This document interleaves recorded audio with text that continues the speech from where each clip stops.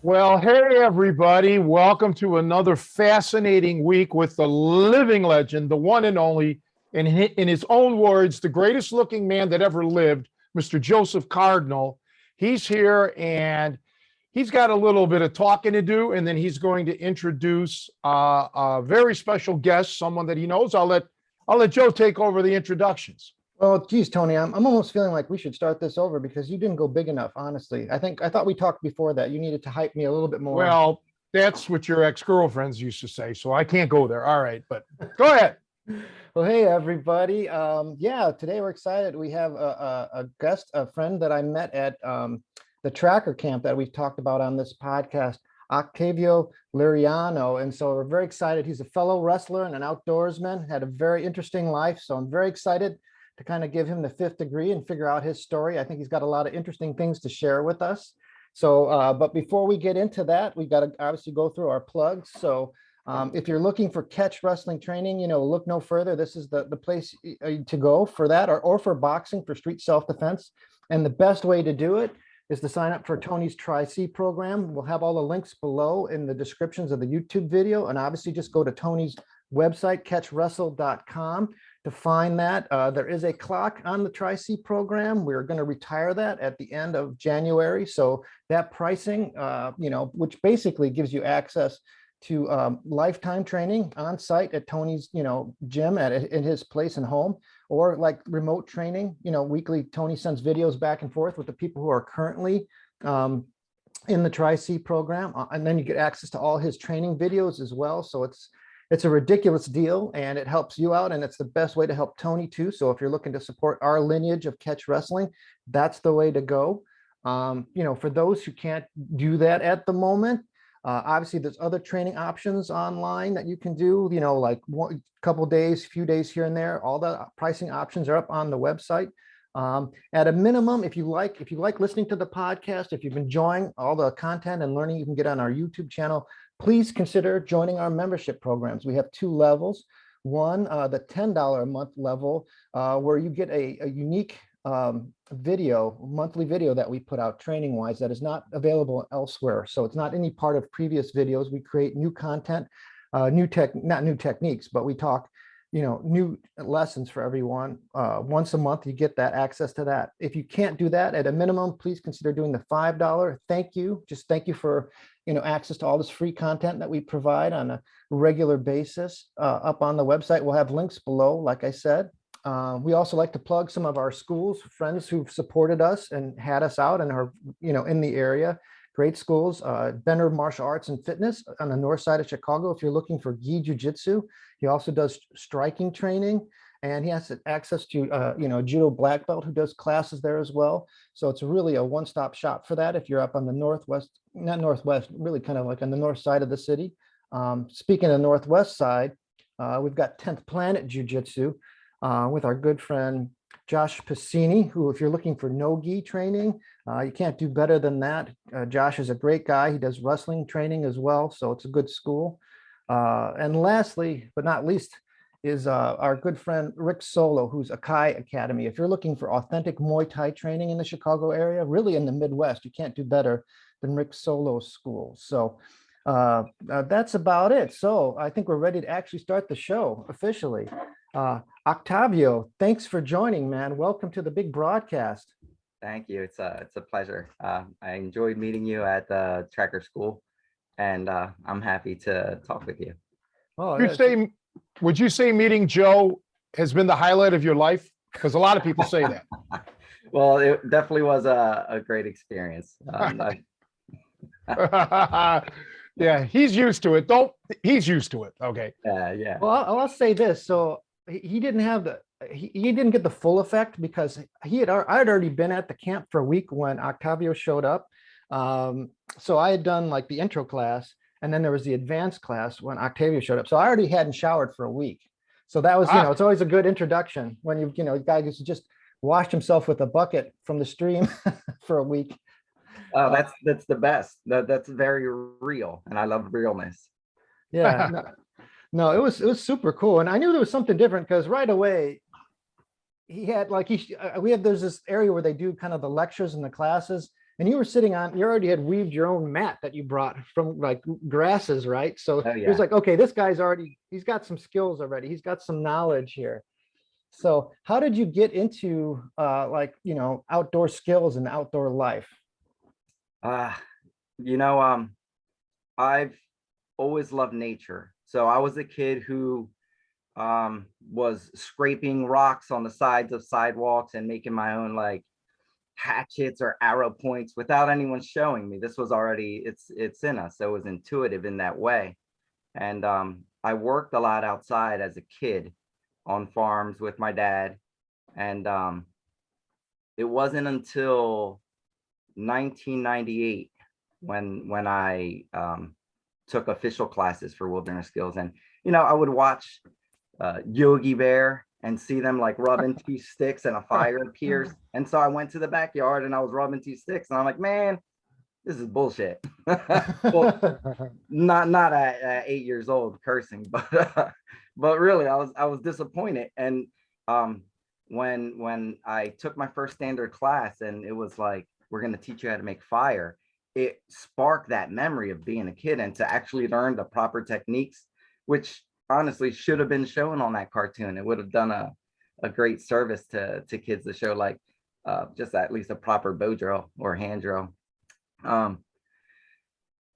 Would have been helpful. But when I found the school, I say and I stand by that it changed my life, where I could have gone left and destroyed who you met, whatever you liked in me that you met. I found the tracker school and it gave my life this whole other course. The world didn't make sense to me, right? I was 20 something years old at the time. I had worked my whole life. As a kid, right? My dad would pick me up after school. We'd go to a farm, or my summers were spent picking blueberries and working on local farms. And as a kid, coming back to school and hearing about people's trips to Disney World and such, I didn't have that, right? So by the time I was in my 20s, I had worked my whole life. I failed out of my first year of college. There's wrestling connected there. And I just felt like there had to be something more to life. And I have this inner light that was always hopeful and peaceful. And I was really at a crossroads in my life. And I wound up going to a cleanup at the Tracker School farm. A friend was taking the standard and she asked me if I wanted to come up and help out for Earth Day. And I was like, yeah, sure. I would love to. I always did something for Earth Day. And it was there that I met Tom. I had just been walking during lunch and he's sitting on a chair and he looks over and waves me over. And I introduced myself and he asked if I had ever taken any of his classes. I'm like, no, a friend of mine is taking a course and she got invited for a cleanup and asked if I wanted to come. And his face was so moved. Like I remember like just his jaw dropping and shock. And then he asked me if I wanted a beer. I was like, yeah, sure. So, and I have no idea who's before me, right? I hadn't read any books and this guy's an amazing person. So his wife cards me because I looked really young. And I thought that was funny. And she brings out a beer and I'm sitting and some people are walking by and he just calls them over. Then he whispers something to his wife at the time and she comes out with 25 applications for a free class. Now, at the time, I probably had about $500 in my bank account, and I was couch surfing on friends' homes, and I was really trying to make sense of this world. I said, I just want to take a summer off of no school, no work, and see what life has to offer. And I wind up at the tracker school. Now, my intention when I took, I was thrilled, and then I read a book, The Vision, and I was like, oh my goodness, this was who I met. I couldn't believe it. So my intention was to learn survival skills, and I was just gonna go off in the woods. I was done with society. I was done with the madness of it all. Just wanted to like learn skills to survive and peace out. And I realized at the end of the week that that would just be running away. And so I decided that I would teach. I would teach the skills that brought the clarity and the meaning of and a sense of true purpose in life that I found during that week, and being able to just have basic skills of survival, which is all of our heritage. And so that was in 1998, and throughout from there until I got my master's in education in 2013, it was a long winding road, picking up a lot of different skills before I became an official teacher of record. It's very Well, interesting. That's super cool. And like, you know, talking to a lot of other people who've been at the school, they have maybe not the same path to the school, but they have a lot of people have that kind of awakening or realization that, you know, this is fundamental for them, and their life changes. You know, once you've kind of like you said, this is kind of like our heritage, you know, this is part of our human heritage, is that when you tap into that, a lot of people, like I said, they're permanently changed, you know. It like a light bulb goes off. And a lot of people, at least in my experience, like my experience being a city boy, is that I always kind of like flirted around with nature. So like I didn't have the great outdoors per se, but like I've mentioned previously on this podcast when we've talked about the tracker school, that there was like the Chicago River was just a couple blocks from my house, and my friends, and so that was like a little strip of like wild, like they'd fence it off, and there was just like tangled trees and bushes, and we would just spend hours just, you know, exploring around there, playing army or whatever. But there was always this draw to it, you know. So even though I said, you know, oh, I'm a city boy, it's like, but when I had free chance during the summer, I was always playing around in any little bit of nature I could find, you know. Not that I was any kind of a naturalist, but I think that there is, if given that opportunity, I think it's very, you know, that's very human. I think it's very, and so it's kind of cool to hear how you came about that. So the other thing, obviously, you know, we're kind of a martial arts centric podcast, especially around grappling. So talk about wrestling. When did you start wrestling as a kid, or whenever? I don't know when you started. I began wrestling in 1990, and for me, as I said, I had always I grew up working on a farm, so then I was naturally working out, right, lifting boxes, and so physically I was strong, and wrestling for me was an opportunity to escape, because now I had something like, nah, sorry, Dad, I can't work. I got to wrestle. So I signed up for everything that I could. I did wrestling, I did cross country, I did pole vaulting. It was my escape, and it was cool because it's a chance to really test yourself. There's no other sport that's just like one-on-one like that. Well, anything within martial arts, right? And wrestling with that. So you have a team, but then you have your own personal battle, right? You test yourself with yourself, with your training, with your conditioning, and then with this opponent who's been doing the same thing. And I took to it right away. So even though I didn't have experience going in my first year, I did really well. I just like I didn't have any preconceived notions of who was who in the wrestling world, and I beat some people like other people were amazed, like, because I didn't have it in my head like as a first year wrestler I wasn't supposed to win. And so I did well, and I continued throughout the 4 years. I wound up placing 7th, 8th in the state in my final year, my senior year. And I don't remember my official record. it was more wins than losses, a lot more. But yeah, there's more to say on that, but if you have any questions, I can answer.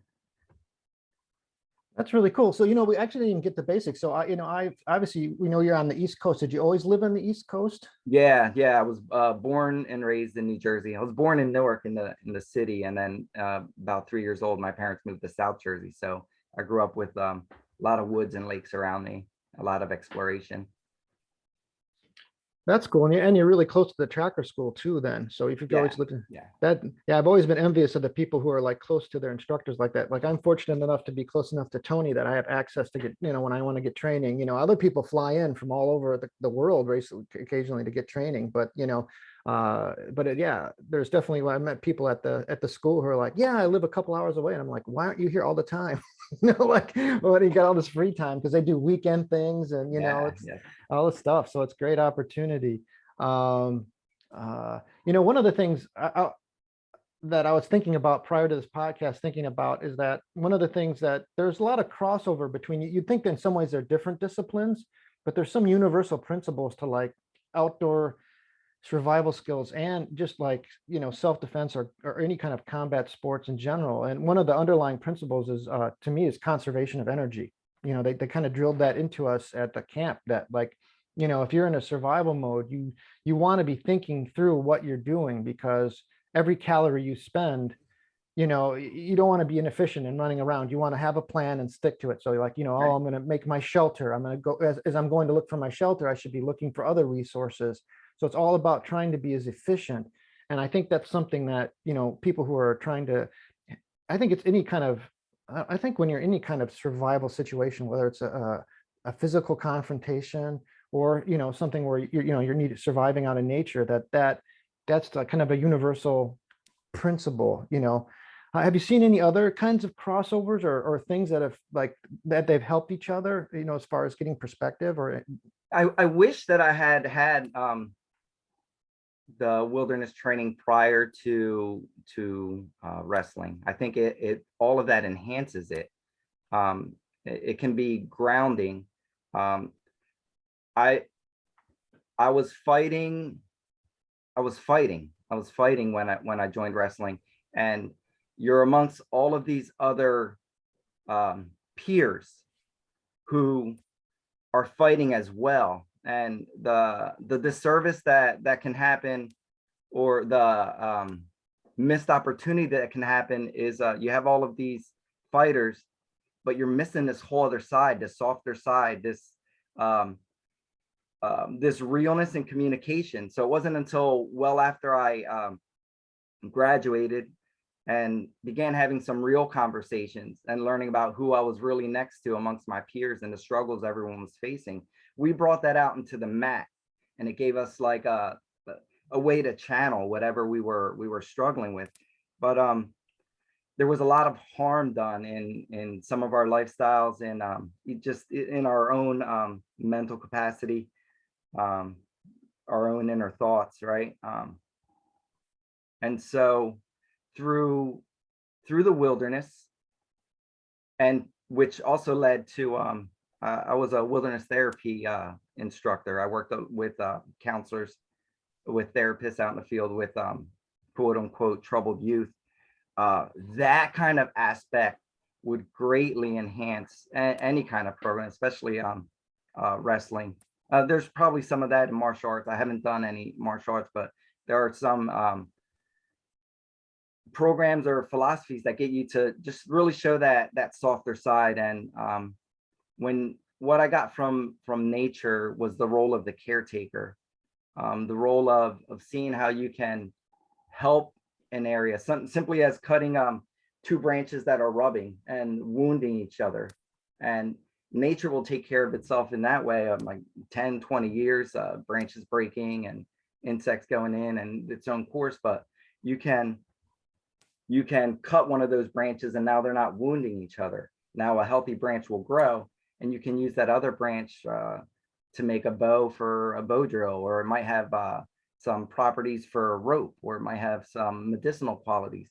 And so when you get that kind of thinking and those kind of ways of balancing in someone, they can have a they can add to their betterment in mind, body, and spirit, and all of that, and the training that it takes for wilderness skills that leads to the conditioning that would be helpful in wrestling, and the sitting and the sit spot and just breathing that can help with a lot of I'm certain in high schools nationwide you will find similar stories in the struggles that these wrestlers are facing. Then and they're in, I guess probably any sport, but in the context of wrestling, man, the stories that I heard and that I shared, they're tough, with a tough group of guys that don't always share that until sometimes it's too late. So if we can get real, and there's nothing more real in nature, there was nothing more real than the conversations I was sitting having with teens who had gotten in all kind of trouble.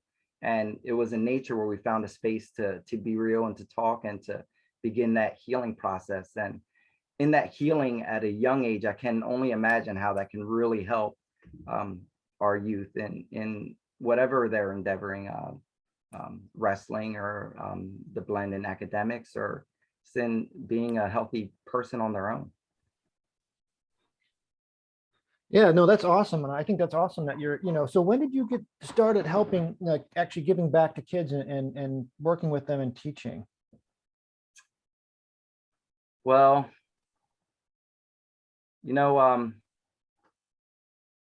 after I took my standard class, I had a chance to work at a 4-H camp, and it's cool. It's a fun story because it was a chance for me to practice my skills and also teach. And the best way to learn is to keep teaching, because then you have to prepare so that you know what you're doing. And this was in 2000, I believe. And 4-H is, they have the 4-H's are like hands, helping, heart, and health, I believe. But that year, somehow I convinced the the director to make to have our groups be earth, wind, fire, and water. And it brought this whole new element to the camp. And I was supposed to teach camping, and I quickly became disenfranchised. I was like, man, it's like setting up a tent, wrapping food in tinfoil, and that, like, that, there's nothing wrong with that. But I'm like, oh, no way. I want to teach bow drill. I want to teach making a debris hut. And so he allowed me to create the like a wilderness survival week for the kids. And so we got to do shelter, fire, water, and food over 4 days. And then on the last day, everyone got to sleep out at our shelter we made, which was a big deal because some of these kids, this was their first experience in nature. And throughout the whole week, they were really putting their heart into practicing these skills. And it was magical. On the last night, we'd go to every cabin and be like, oh, all right, who's in the survival group? And all the kids are peeking out from the cabin, and the person's all excited going out with their sleeping bag and walking out until this right off the Appalachian trails. And there are like rattlesnakes and black bears and all of these things that could be scary, but we're like in the flow. And when you're in the flow of it, that fear is gone. And so it was just magical. And I remember, besides all the cool things like we learned in regards to some traps or some water filtration and shelter, which is number one, and some wild edibles that we would teach. That connection is number one in setting like a positive mental attitude. And so I remember being out there and having a small ceremony of gratitude for what we learned for the week. And we made a big giant bow drill kit, and everyone as a team made a fire, like, and then we had sticks lining a path, and everyone got to pick up a stick, and they got to share something they were something they learned or something they were thankful for, and they added it to the fire. And symbolically, by the end, we had this beautiful big bonfire, and we're sitting around it, and we're surrounded by tall white pines and the blackest sky dotted with millions of stars. And I remember this one kid, he stands out of that whole summer, and he's like, do you feel that? Do you feel that? And he's looking around. He's not saying, he's like, do you feel that? And it gives me goosebumps with the, like, how he was saying it and what it was doing, like, within. So I would say that was my first chance to really work with youth in a way that I would say is life-changing. That kid remembers that in a profound way. That's awesome. That's- Yeah, that's a great story. Yeah, you So- seem to really gravitate. I got a question because I don't know. I'm not a nature guy. So, I mean, I do grasp what you guys are doing. So what would be the difference between what you do and, let's say, an arborist? Nothing, maybe, depending who the arborist is and what they're doing. It's an awareness, I would say, an awareness that you're not separate from nature. You are nature, and nature is you. So I won't make a big deal about it or make a big ceremony about it, but I might say thank you to a tree. Thank you for what you're providing. Thank you for what you're giving and allowing for me to teach. And I hope that however I work with you helps in your health and in your growing, and that others may find similar connection and even just being in your presence. So do you study like different species of trees? Like, that's an elm tree, that's a maple tree. And Yes. And it's cool because there are so many connections with shelter, water, fire, food, what trees you can use. One time I cut my finger pretty bad on the back with a razor. I was cleaning and I didn't see a razor behind a sink. And I remember hearing that you could use pine bark, the inner bark, in an emergency. And so it gave me an opportunity to test it. So I ran to my backyard and I cut a rectangle piece out of a pine and took all the hard bark off and made a long strip out of the inner bark, and it has antiseptic properties. So I just wrapped it around my wound. I tied it off, and I was amazed the way that wound healed. It left like no scar. So that could be life-saving. That was a fun experiment, but that could be life-saving. If you're out in the woods and you get an infection, that's it, and you don't get a chance to get to a hospital. So I love it because it's security in the highest sense. Like, I'm here because I have a choice. And one of the happiest moments in my life was when I built a shelter out of sticks and leaves. I was on a survival trip, and it took me 2 days. I built a shelter, and there was a storm that came through, and the rain was so heavy I couldn't see 5 feet in front of me. But here I was in a shelter that I made, and I was dry and I was warm. And maybe every minute or so there was like a tiny drip, but this was like sheets falling. And so that's that'll be one of the happiest moments in my life, because it showed me that I'd be okay from learning how to use what was around me. And so I consider everything after that like gravy. Like, what? I have running water, and I'm in a warm house, and I have food that I don't have to go out and trap or hunt, or or not everyone wants to eat crickets, right? They're delicious, by the way. But, Oh, God. but so everything else from there is like, I'm here by choice, and I love it, and I'll keep doing what I do. And if it ever comes a time where I would have to, I'm either stranded or I would have to go deeper in the woods just for safety, for whatever reason, I'd have a home, I'd have a place. And so nature's my friend in that way. Now, I don't know if you know, if you can answer this, but what would be the difference between your training and what a military survival course would be? I would assume yours is far more in depth. Well, it depends. I guess the depth someone is speaking of or seeking. Wilderness survivalists, they can survive, and depending who it is, I don't know who the person is, but it could be more of a struggle where it's a relationship. And I don't know, I haven't been in the military and I don't know their training, but how I was trained is just really treating nature as a relation. And with that, some things might not make sense, but in your heart, it's true.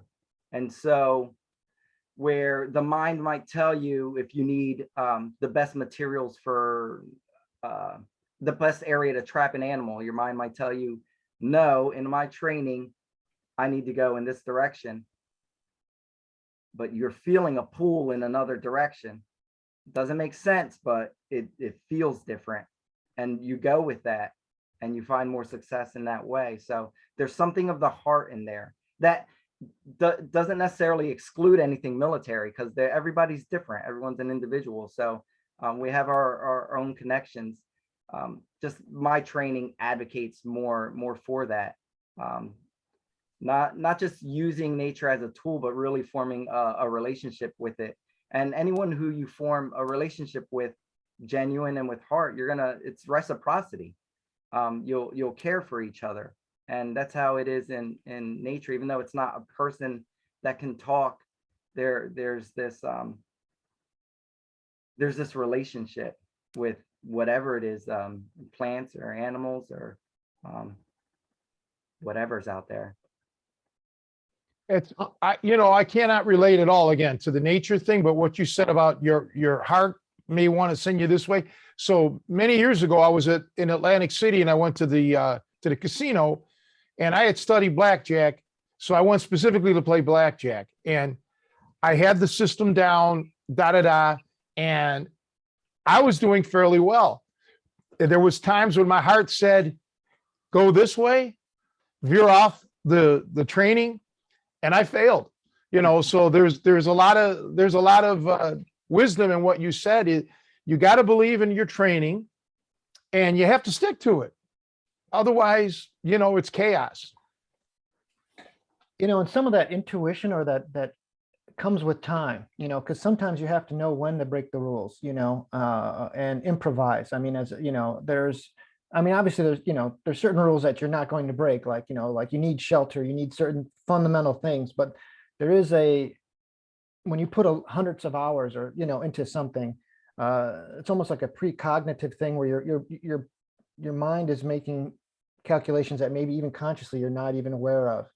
So there's two ways to look at it. Some people interpret that as, like I said, like just a function of the brain, but other people take kind of a spiritual look to it, saying that they're getting more in tune. And I was thinking kind of about, I was having all kinds of thoughts as you two guys were talking. The one kind of question about like what I like about the skills, and I don't know how you feel about this, Octavio, but like, a lot of people want to get in touch with nature. They want to get closer to nature, but these skills give you a very concrete, tangible way of doing it. So if you need to know how to build a shelter, find food, I can't just, abstractly get closer to nature by going, I have to know that tree. I have to study it. I have to understand it. So you actually literally you truly get closer to nature. You have to study it and learn it and spend time with it. So it's not just kind of, even though there is an emotional connection to it, there is a very tangible, I am learning and getting closer. I know how this animal behaves. I know how I know why it's making a track and such. The better you get at these skills, you literally are integrating yourself into the natural flow of things to really survive in a kind of, in a, I wouldn't say comfortable, but in a more efficient way. You've got to kind of get what I would say very tangible, practical closeness to nature. And I was going to answer Tony's question about, because there were military guys at the camp that I talked to. And some of them were just volunteering. Like they had, they had, or teaching too. So some of them were teachers, some of them were volunteers. It's funny, some people that came there to learn, one of the guys was a special forces guy. I just learned him I met him on the water crew. I can't even remember his name. We just started chatting up, and I asked him about, ultimately kind of through my, line of questioning, I found out that he was, a special forces guy. And I said, well, how does this correlate with what you were, and he said, really only, there was something called SEER training, which is survival, escape, resistance, and I think it's an acronym for an evasion. But anyways, he said the type of skills, he says, most of the time they're kind of focused to a very practical, like, so like you're going to carry a lighter with you, you're going to carry your mechanical means to do these survival skills because your job is to get the job done. Where our approach is like, yeah, learning to make, a fire with sticks is not the most efficient way necessarily. Like, we have tools nowadays that we could use to bypass that process, but we're going to take the more primitive way because it's a path. It's not it's a tangible skill. So in some ways there's multiple dimensions to this, that yeah, when let's say you lose all your tools, whatever happens, you lose your backpack, you lose whatever, you don't have your lighter, then you actually need this skill. But even when you don't need this skill, it's kind of a pathway. Like I said, again, it's a tangible skill to learning, what is this plant? What is this tree? So we're choosing to learn the more primitive ways as a way of getting closer to nature too. So like, I would think the military, they're all about like efficiency and getting the job done, and so he said basically this was like emphasizing that one little small aspect of their training that they, at the special forces level, we were saying, well, we're going to delve into that little small and become experts at that. So where they spend maybe a week or two, of their years in training working on those skills as like the worst case fail safe, that's where we start, so we're taking it's very weird because it's the Venn diagram, we definitely cross over in those skills, but it's why do you do those skills, and how much time do you spend working on them and crafting them? So it's like I said, to the outside observer, there's definitely some crossover, but once you get into it, you're like, oh yeah, I'm doing this for maybe different reasons. Like, actually now talk about, what I think is, and here's kind of another crossover between, martial arts and I think these skills is that, hopefully when people get in it, like when we bring people in to train these skills, like the martial arts skills we do with Tony, is my hope is always that they're not only thinking about, well, how can I learn this so I can feel safer and defend myself, but also, this is kind of part of our cultural heritage, this knowledge, and how can I take this knowledge and pass it on to the next generation? So I should not only be thinking, well, maybe initially all you're worried about when you do it is like, how do I survive? Like when you're first learning it, you want, oh my God, I'm being bullied or I'm in a dangerous neighborhood, I need to learn these things. But ultimately, at least there's a subgroup of people who've taken these skills and they start to get to a point where they're like, this has value to me.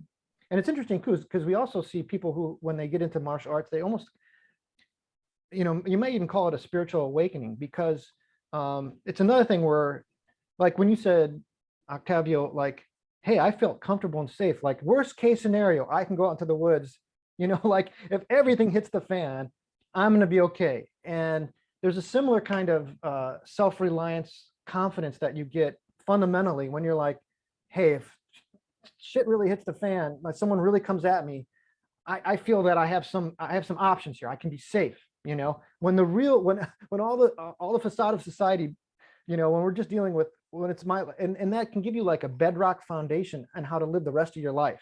Like you said, everything else is gravy. Like, if I can walk into an environment and not have to worry about, am I going to be safe? That can be liberating. And I think also, and like I said, I'm just rambling here, but I think when people, all these skills, whether it's nature skills or martial arts skills, they're not easy. To become proficient at these things takes work and sacrifice and hurt. I mean, people like, I've seen people like when they're working the hand bow drill with the fire, they tear up their hands a little bit as they're learning, and so these skills come at a cost of time and effort and emotional things. And when you achieve it, that elevates you. It should. Like, there was a girl at our camp the week before you got there, Octavia, when she made her first bow drill fire, she was crying. She was sitting there in like what it was a prayer position, crying. I don't think it was like I don't think she was explicitly being, like spiritual and neat, but you could see it was a life-changing event for her. She will always remember that moment where she did something she didn't think she could possibly do. It seemed, and it must be awesome, I would think, as a teacher, to see your students hit that. Like, that to me has got to be super rewarding, to be like, I've guided this person on this path, and now like they have that moment, and they can take that on. So that's cool. That's got to be one of the draws for you. It's power. Those are powerful experiences. And what you were talking about was the discipline that it takes, which wrestling, whatever martial arts, and wilderness training, it's a discipline. And the cool thing is there are so many avenues. There's shelter, fire, water, food. After the advanced standard and advanced tracking courses, there's the scout, and that's this whole other way of wilderness skills, of working in teams. There's martial arts training in that way, exercises of being blindfolded and being in the woods and navigating in that way. That's a whole other discipline of training your awareness and heightening your senses and your intuition in that way.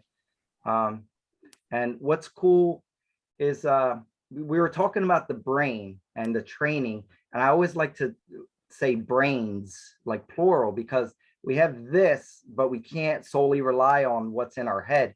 There's like, our heart is like a brain, our gut brain. That's, I see it in that way. And so I say brains, and we need to operate on the what's in our head, what's in our chest, what's in our gut. And if we play with that, play is the foundation. I was scraping rocks. If someone had seen that, they could have, and they had that training, I wonder where my skills could have been. Instead of I could tell you a lot about Three's Company and What's Happening and Night Court and MASH and all the hours I spent on TV and video games. If that was dedicated as a discipline towards something different, so it's cool to work with kids in that way. And nature is nature. Nature is nature in the city or in the deepest forest. So just being able to be shown that connection with games is cool. And what I love is that everyone has this inherent talent. Someone's going to be the fire maker. Someone's going to be really just love plants and learning about plants and having all the knowledge with that. Someone's going to be able to be like the tracker, where they could track a cricket hopping on the ground. So you work with kids and you have these games and you show these disciplines and you give kids an opportunity to practice and play in that way and to encourage whatever inherent talent it has. And I think that you have the chance for like lifting, elevating our communities, our families in that way. And so it has been a joy, not just because I felt that. And sure, it's great to see in other children. We don't want someone to have to struggle like you struggled unnecessarily. We need struggle to growth. That is growth. So healthy struggle. We don't need a lot of the I would call more mental abuses or physical, emotional abuses that occur in our society.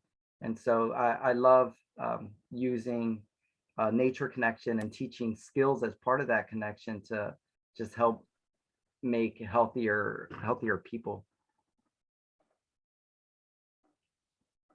Yeah, and I think, it's a real shame that, that this isn't more kind of universal as far as how we educate our children, that it isn't society-wise, I mean, they have Boy Scouts and things like that, but even that's optional, even and a lot of those skills are, like I said, they spend a lot of time doing Pine Derby and other things that are not, it's more activities, extracurricular activities. I mean, they definitely get the kids out into the woods, which is good. But I think a lot of, Yeah. That's so anyone who's bringing out in kids in nature, I celebrate, because I see more and more fences. If you've ever read Last Child in the Woods with Richard Louv, it talks about nature deficit disorder and how we remove kids from nature, we instill fears. Like there's a natural fear of the dark that's ancient, but it's not natural to just be afraid of an ant. That's taught, unless you had a bad experience with a fire ant or something. But usually we pick up these fears from the people who we trust and find meaning around us, and then we just inherit them and own them when they're not necessary. So the cool thing is there are so many programs out there that are doing what we're talking about. And so after that 4-H camp, I actually taught for the Coyote tracks, which was there were people who went to the tracker school and wanted to be able to share these skills in a meaningful way with their families, and doesn't always translate well with you being that teacher within your family. There's already preconceived notions about who you are and what you've done, and maybe your just skills aren't totally up to par. And Coyote Tracks created a space where children as young as 5 could come with their families, or even a little younger, and 10, 12 years old independently, and teen programs that work with kids and give them another option as an activity that they can do besides school and traditional sports. So people have taken vacations and spent a week learning skills with their families, and those same powerful moments of what you witnessed with that woman who put her all into getting a fire, and that deep sense of gratitude she felt moved her to tears. That I've seen that over and over again, hundreds of kids and families, and not only Coyote Tracks, but other great programs. Hawk Circle in New York comes to mind. There are many. There are a lot out there, and that's exciting to me. Yeah. You know a guy by the name of Mike Haynack? No, it doesn't Okay. come to mind. Do you All right. know, you want to talk about anything he does, or? No, I used to know him. I've lost touch with him. I've been trying to, he was into all of this. Well, he's a great martial artist and a keto guy, but he had real world experience, and he did a lot of tracking. I thought, now I could be wrong because this is 20 years ago. I thought he went out west and trained with some guy who was either the foremost tracker in the world or somebody like that, some major league guy. But he was from the Boston area, up by Massachusetts. So I'm wondering if he worked with your instructors down there in Jersey, Oh yeah, there's a really great naturalist, John Young, who is also a student of Tom Brown of the Tracker School, and he began the Wilderness Awareness School out in Washington, I believe. So there could be a connection there. Yeah, I don't. Yeah. It's like I said, I've lost touch with the guy. People move and your numbers, so no, I just asked. I asked somebody else that was on the show. But yeah, I'd like to get a hold of him just to say hello. He is a good guy. Oh, maybe he'll hear this. Hey, maybe, but no, that's very interesting what you do. And now Joe was mentioning we should have our kids and, the children. There's so many things, and there's just not enough hours in the day, right? Because everybody who's passionate about a skill set like this, yours with the naturist and the self-defense and then whatever else, sciences, there's just so much, it just takes up time, it's so much time. So you have to learn to prioritize. Yeah, absolutely. Part of that, what you're speaking to, is the structure of society, and that's like a whole other thing, right? Because time is made up. We make up the time that we have, the way that we use it, how we use it, why. And so, I don't think there's any reason why there couldn't be right now more opportunities for kids to be learning this, other than us finding a creative way to make it happen. If you add up, like, as I said, man, all the times I had on video games and television, and even in school, I have a master's in education, and I was a public school teacher for a number of years, and I loved it. And I loved that I was able to incorporate my wilderness training in the classroom. But then, one time I walked in with a caterpillar on my finger to show another classroom, and the teacher like freaked out and screamed and wouldn't let me in. Wow. Right. So that's two very different attitudes towards nature. And so what did that show the kids who saw that, and what did they miss from that? And what are we missing in not allowing our kids like more unstructured exploration time? I think that's fundamental to our development. And there's this new movement of kindergarten is the new first grade, and that was one of the most unhealthy things I've ever heard, because that's meaning that you're taking away playtime to put some structured academic time, which we have this neurosis thinking some that our kids aren't going to learn, when our brains are brilliant and designed to learn. And we just got to let kids have the opportunity to learn through play in nature, and it's all there. So I homeschool my kids, and I also worked with other parents, and they brought their kids with me, and I did like this nature education. And I let them know, listen, take everything I say with a grain of salt, right? Because I don't know everything. However, just give it a chance to allow your kids to play. Don't worry about if they're going to learn. Don't worry about if they're going to read. Don't worry. Unless, of course, if there's a significant developmental delay, you want to look at that. That aside, let them play. My children learn through making discoveries, and then we ask questions, and then building on that passion, well, let's research it. Let's look at field guides. And now it's not a forced way of learning. You have to learn science at 9 a.m. because it's 9 a.m. It's playing and making genuine, authentic, exciting discoveries and building on that. And that's I would love to see something revolutionary in the way that we educate our children and incorporate this into their lives. But it's such a big push because it's parents and it's society that's structured in this way that isn't allowing it. But little by little, there's a shift happening, and I'm happy to see that. Well, yeah, you've definitely touched a nerve with me too, because when you mentioned the kindergarten is well, a lot of things you said, but the kindergarten is first grade, because we have this thing in Chicago too, because a lot of our, we've got a ton of inner city kids, and people are struggling with things. And so their answer is, well, you know what, instead of doing like an hour of math, they're going to do 2 hours of math. And it's like, that's not going to help. You can't force, it's not a matter of forcing more things on these kids. It's not, it's a very assembly line, and they treat them like machines.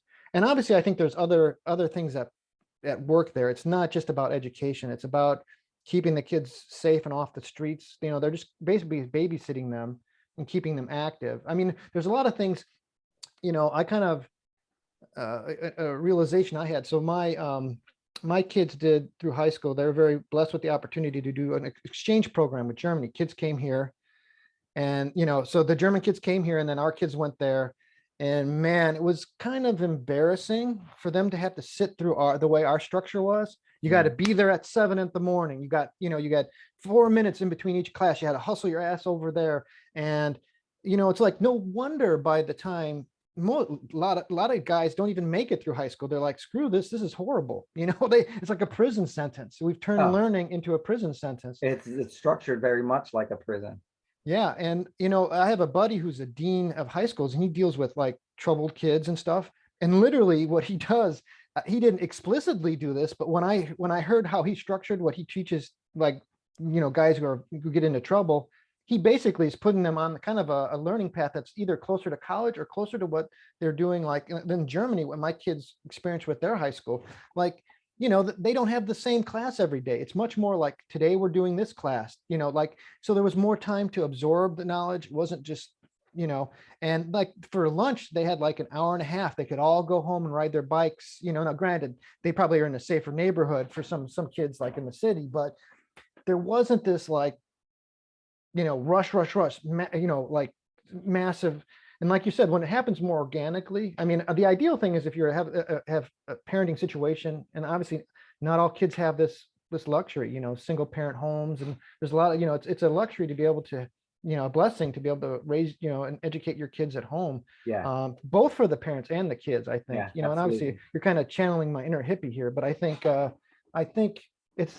you're exactly right. It's like, yeah, let them play, let them explore. The more they kind of take that away, uh, it there's a point of diminishing returns. You can't force more and more textbooks and things on kids. They're not, maybe a handful of kids, will click with that, but the majority, that's, not going to happen. I just know so many people who get burnt out, and we lose all that human potential where they, like you said, it's natural to learn. The human machine is an amazing thing. I mean, like Tony is a musician, and I mean, the human body can do so many different things, learn multiple languages, play music, do all this. I mean, we're given all this potential, and somehow, like you said, this actually kind of goes back to your observations about the wrestling training. I mean, it all kind of ties in. It's like this attitude of how do you just train superficially, or do you look to try and have that deeper development? Can you get something more out of your education or your training? I mean, to me, that's kind of the ideal. If you have the right coach and the right teachers who are trying to do that, just to say it's not just about the base level skill, or whatever. Yeah. I also think at time. Oh, go ahead. No, no, go ahead. No, you go. I was going to say that I also think at times there's a disconnect in some people that they don't realize that the skills, okay, let's just take wrestling, okay? The skills that got you through all the years of wrestling and to whatever level you ended up at, okay? I think sometimes people forget those skills, those traits can be applied to your life, to your job, to your marriage or dating situation, whatever.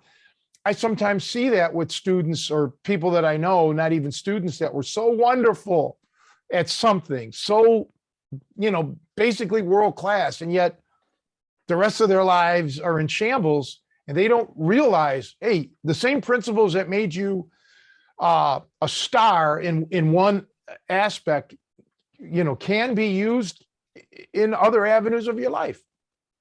We got to start making people realize it's not the techniques sometimes alone. It's the underlying principles that you carry within yourself, the desire, the determination, the patience, the enthusiasm, or whatever else, comes into play coming out of you. So that's just my take on things. Yeah, I think so bringing it back to wrestling, as I said, it was a lot of warriors in the room, and that helped translate into our tenacity or perseverance in other aspects of our lives. And I remember, man, we had really great coaches, a lot of heart, and we're a bunch of knuckleheads too.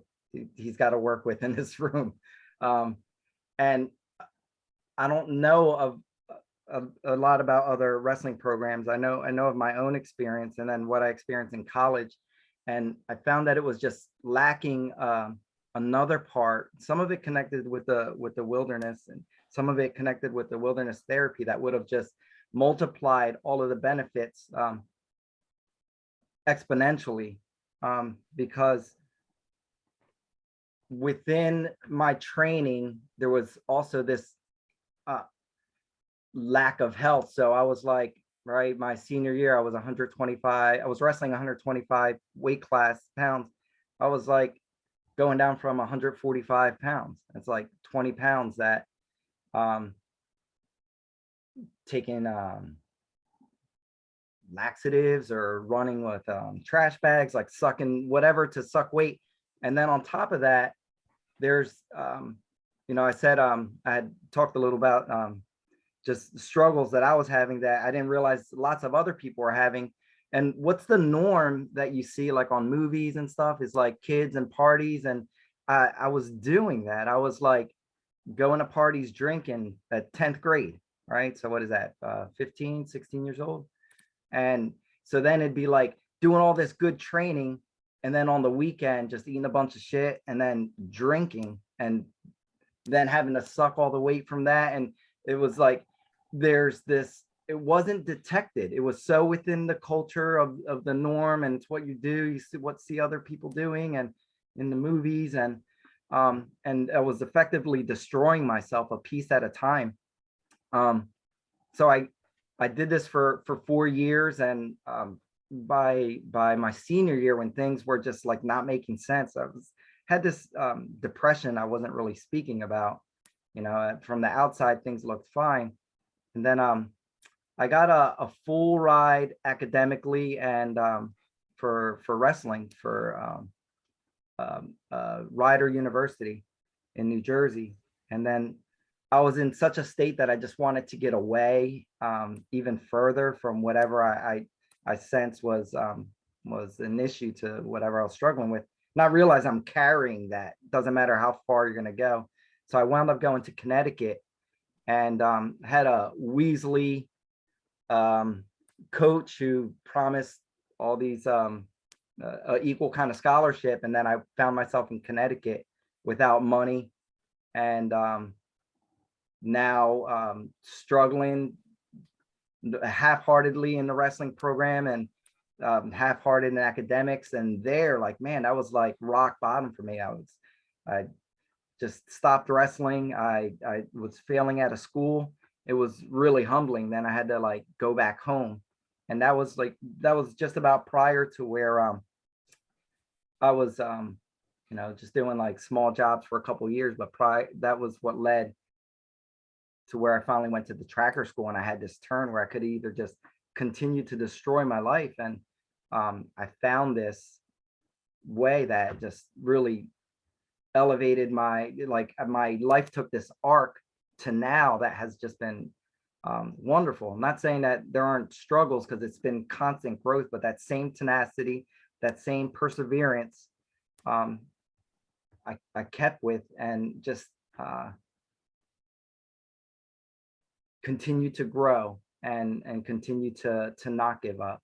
And so yeah, I would love to see in any of these programs, martial arts or wrestling, or just our basic academic programs, this other way to allow kids to have more play and a deeper sense of communication, with some more realness, so that there's not this facade that we can easily cover with material stuff that eventually fades till you want more stuff, or whatever that is. Well, when I was growing up, I was born and raised in Cleveland. So Cleveland was, at least in my time, a very ethnic city. So the kids were from a different, like their parents may have been from Poland or Croatia or Slovenia or Bosnia, Hungary. These are all some of the different nationalities that I dealt with. So some of those children approach life, differently than, let's say, I would, because, even though I'm an Italian, I did have that Italian culture, I guess. So I looked at things differently than they would. And fast forward 100 years to where I'm at now, and especially where I'm living currently, there's basically zero ethnicity. There's nothing. I mean, there are some Hispanics, but outside of that, these are people who, their they don't, it's funny. I've talked to people out here, and I've lived here 8 years. Well, what nationality are you? I always ask. And they're like, I don't know. I think I'm a Heinz 57 or something. So they've lost complete touch with, any of their previous roots. So I guess what I'm getting at is, and I'm rambling now, is the kids out here from a ethnicity standpoint are all on equal footing. Okay. They're not bringing in their German heritage or their Irish or their, wherever they're from, so it's kind of more on an equal playing field. Whereas, man, in my day, you had so many people from so many varied backgrounds that it was hard to find, you couldn't find any commonality there. So, like, to take off on what you said, we all found our commonality in maybe video games or, rooting for the Cleveland Browns or the Indians or, you know, what have you. So it's just different times, man. It's a different time now.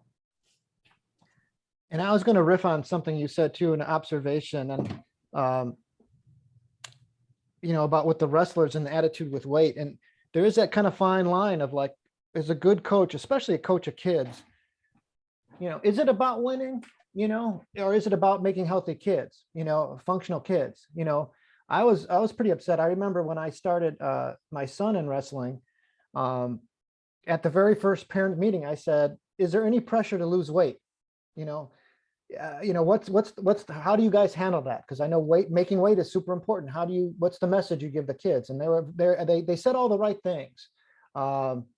But lo and behold, you know, I found my son doing things that he shouldn't be doing to make weight, you know, and, you know, ultimately, you know, I'm glad I caught it. And I don't know if, like I said, if it was explicitly communicated from the coaches, or if the coaches just didn't stay on top of it enough, but they definitely put enough pressure on the kids, like, hey, you need to be 5 pounds less, because, you know, and I should have been more interacting with the coaches, going, you know, I should have just been there more regularly and say, hey, listen, I don't care if my kid gets pinned a lot. I want him to be, you know, I don't want him skipping multiple meals. You know, this is the time for his body to develop and grow. You know, I don't want him to, you know, turn into like an anorexic trying to get another win on the board. You know, I want him to learn these skills. I want him to develop, you know, I want him to eat healthy, but, you know, but yeah, you're right that, like, you know, so, and, you know, it kind of even translates. So even out, I mean, this goes to any teacher, I think, you know, and it's hard to get good teachers. I mean, it's a tough job. They're not paid well. You know, it's got to be a calling, you know, I think. And it's a sacred calling, I think. I mean, you can't, you know, it's a super important. But just like in the martial arts, there are certain schools where they just train thugs, you know, they don't give them any guidance outside of, this is how you hurt somebody. And they push them, you know, and it's unfortunate, you know, because I think, yeah, I think regardless of the skill set or what you're teaching, you know, it's easy, I think, to lose sight of what the real thing is you're trying to achieve and what's the goal, you know, and sometimes that can get confused. So it's you know, it's a message I hope to teach, regardless of what you're teaching or what you're doing. There's a lot of responsibility in teachers' hands, and they need to think about that. Yeah, it's this intentionality with who's before us, and I always hold it to honoring the brain. When that's how I begin with anything. Like, I ask a basic question, like, how is this helpful for this child's growth, or for this child's health? And I like the just the thought of empowering our youth, empowering kids, empowering teens and programs. And it's not about the win, the pin. It's about just the healthy kids. You know, it's challenged because it's such a tangle, right? It's not just a wrestling program. It's not just a classroom. It's all of these things behind it. And so that's why I say there's just this big facade that we're living in, and we have to get more real. And there's nothing more real than nature. Now, you can try to BS your way out of anything in nature, but a strong wind is a strong wind. A cold rain is a cold rain, right? A warm sun is a warm sun. And so the more we can incorporate the realness into our lives, I think we can have conversations for empowering and for betterment. Well put. Well, man, this has Yeah, been a great it's conversation. been a great show. Yeah, it's Yeah. a whole heavy. This has been like real heavy, you know, which is And I good. hope light too, the balance of it. Well, Yeah. when it comes to light, everybody, you know, listen, I'll level with you. People tune in just because of Joe. Okay. So they don't care about you or me or anybody else. I mean, let's be honest. But no, this is great. I'd like to keep in touch and have you on again, and maybe get like more people. You had your other buddy that was on, that was part of the tracking school. So maybe both of those, Octavio and him can be on at the same time and talk about that, because there's a lot of interest in that, survivalists and naturists, and it's just something that is intriguing to me. But Well, yeah, I'll second kind of what Octavio was saying before. I mean, it is the foundation of what, to me, being a human is. It's one, I mean, we're very disconnected from it, many of us in the modern world. And so, yeah, I think there's a lot of interest in it, because I think people are missing that. There's a hole in their life, and they miss that, and they want to get out. I mean, it's our heritage. This beautiful world is our heritage. We were born into this world. Why not be able to, get integrated back into it, so, and, all the great work that all the, teachers out there, people like Octavio doing the work with kids, is helping, people across the world doing that. And so I just say hats off to you for doing that. I think it's awesome that you're focused on teaching, and helping kids get that out there. I said, I can appreciate you spending the time and kind of sharing your story and your struggles. It's a very real human story, and it's got an awesome, like I said, uplifting message and encouraging message. So yeah, you really exceeded expectations. I'm really happy that we had this conversation here, and hopefully, like Tony said, yeah, I'd love to have you back. And yeah, I would love to put in a plug for 4 Elements Earth Education on the West Coast. They're really holding it down with getting these skills out there in a heartfelt way with their Fox Walkers programs, and they do the coyote tracks here on the East Coast, the Mid-Atlantic region. And anyone who's affiliated with them, there are lots of programs I forget right now, but I'm optimistic and I'm hopeful, and my hope comes in the youth. Let's empower the youth to get us out of this mess. sounds good to me, man. So, well, we're going to wrap it up, because we know that you shortly have to go to work, Octavio, but I want to just say that next Sunday, everybody please tune in, because we will have a very, very big announcement. Okay. And unless things get carried over, let's just tune in next week. If it isn't Sunday that we'll do the podcast, which we are scheduled to do, it will be a day after that or so. But yeah, we have I think it's a pretty big announcement. Don't you think so, Joe? yeah, absolutely. I'm very looking forward to next. Yeah, week. so just Big. we've kept the secret here for quite a while. So yeah, we're all scheduled to reveal that secret next weekend or whatever. But yeah, again, Octavio, great to see. Are you still in Jersey? Yeah, I'm still in Jersey. Yeah, if I ever make it out that way, I'll hook up with you, because I love the East Coast. I used to go there a lot. I can't go now because of my mom situation, but taking care of her with the Alzheimer's. But hopefully I'll be out and about in a year or so, and it'd be great to get hook up, get some food, hang out, There are a this lot of and great that. restaurants out here. I actually work at a winery now, making wine, and there's something very cool and connected in that way with nature and such. So I'm loving that. So if you would like a tour and to get a nice meal, I'd be happy to. Oh, that'd be great. I'd like to take you up on that. But until then, everybody, I want to say thanks. Joe, as always, it's a pleasure. We got to get Nico back on here soon. But I look forward to seeing everybody next week, and we'll go from there. So thanks, everybody, for watching and listening. All right, goodbye. I'm just gonna.